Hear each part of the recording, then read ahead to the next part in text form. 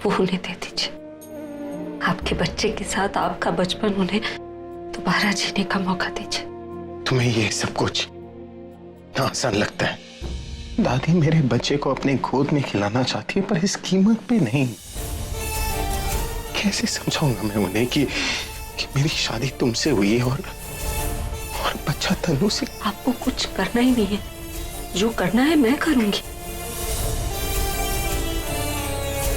आपसे शादी करके जो इज्जत, जो प्यार मुझे दादी से मिला था, वो तो मैं आकाश की शादी रचना से करवा कर खो ही चुकी हूँ।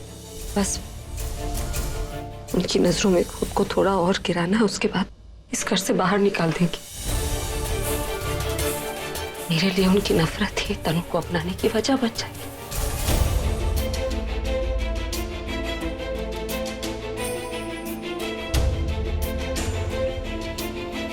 मुझे उससे बात करनी ही होगी, अभी करनी होगी। मतलब दादी की खुशियों के लिए तुम उन्हें ही तकलीफ दोगी? जिन्होंने तुम्हें अपने दिल में जगह दी, तुम उनका ही दिल तोड़ दोगी।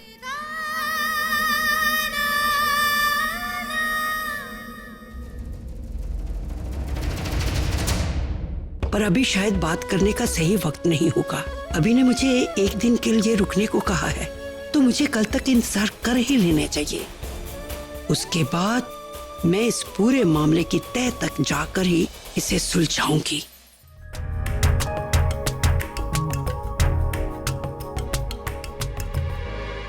चलो एक काम तो हो गया, अब देखना यह है कि प्रज्ञा अपना अगला काम क्या करती है।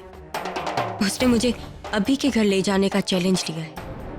आई होप वो अपना चैलेंज खुद ही पूरा कर ले, वरना मुझे अपने बच्चे को यूज करना पड़ेगा उस घर में जाने के लिए।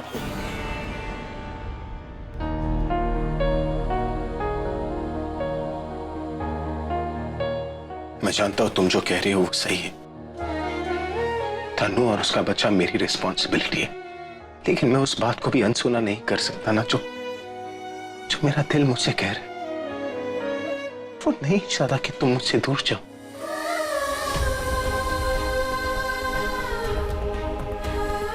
फिर वही गलती कर रहे हैं। जब मुझसे शादी हुई थी तो आपको तनु का साथ चाहिए था। अब जब आपको तनु से शादी करनी चाहिए तब आप मुझे दूर नहीं जाने दे रहे। मैं जानती हूँ आप ऐसा किस लिए कह रहे हैं। आपको भी दादी की तरह मेरी सिर्फ आदत हो गई। कभी कभी ऐसा हो जाता है, जिस किसी के साथ हम ज्यादा वक्त गुजारते हैं उसके साथ एक अनकहा बेनाम सा रिश्ता जुड़ जाता।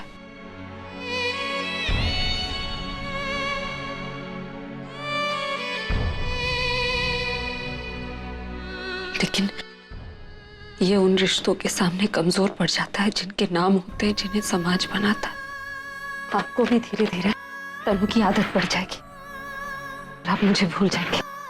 जब हर रोज सुबह उठते ही आप तनु को अपने साथ देखेंगे। मुझे एक बात बताओ, उस रात को जो तुमने मुझसे कहा था कि तुम मुझसे प्यार करती हो, लेकिन अब तुम उस बात से बदल रही हो, और वो सिर्फ इसलिए क्योंकि तुम्हें लग रहा है कि तनु प्रेग्नेंट है।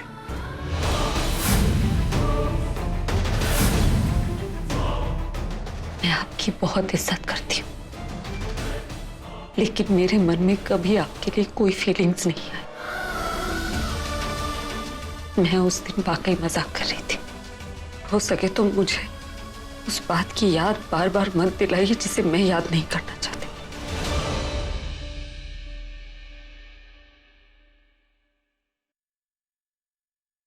रात काफी हो चुकी है, सो जाइए।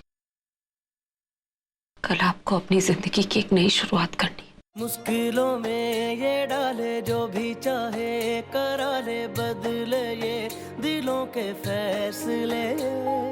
असल में बड़े दिन हो गए थे ना, आपकी तरफ आना ही नहीं हो पाया। आपको तो पता है ना, बुलबुल का जब से एक्सीडेंट हुआ है ना, सारा दिन बस उसकी देखभाल में ही लग जाता है। आज बिल्कुल बच्ची बन गई है, दवाई तो हाथ से खाती है, खाना भी उसको मेरे हाथ से ही खाना है। पर भगवान का शुक्र है अब तबीयत उसकी थोड़ी संभल गई है। आपकी तबीयत तो ठीक है ना? आप कुछ बोल ही नहीं रहे हो। हाँ, आपको नहीं पता है क्या हुआ? क्या हुआ? प्रज्ञा की तबीयत तो ठीक है। प्रज्ञा और अभी मुझे कल अस्पताल में ही मिले थे। हॉस्पिटल में? आपको नहीं पता? प्रज्ञा को चक्कर आ रहे थे, उसके सर में दर्द था, तो अभी और प्रज्ञा ना हॉस्पिटल आए हुए थे कुछ टेस्ट वेस्ट कराने। माँ यहाँ क्यों आई?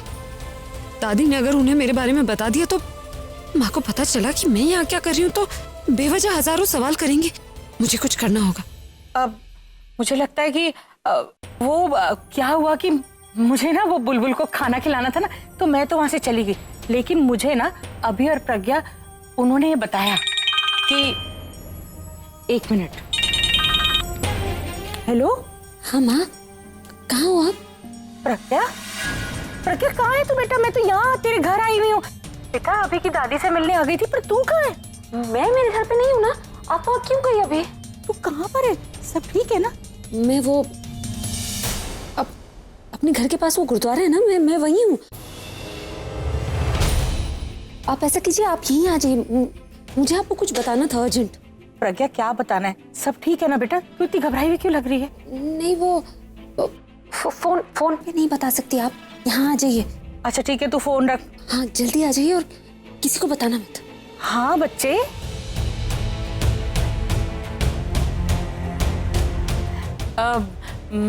अच्छा जी, मैं ना निकलती हूँ। वो मुझे कोई जरूरी काम याद आ गया था। जा रही हैं? सब ठीक तो है ना? हाँ जी, सब बिल्कुल ठीक है। वो आप अपना ध्यान रखना। मैं आराम से आकर आपसे खूब सारी बातें करूंगी। थोड़ा जल्दी है।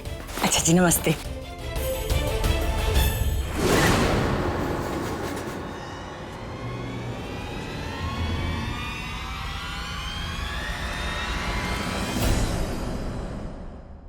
तुमने जॉब नहीं दिया?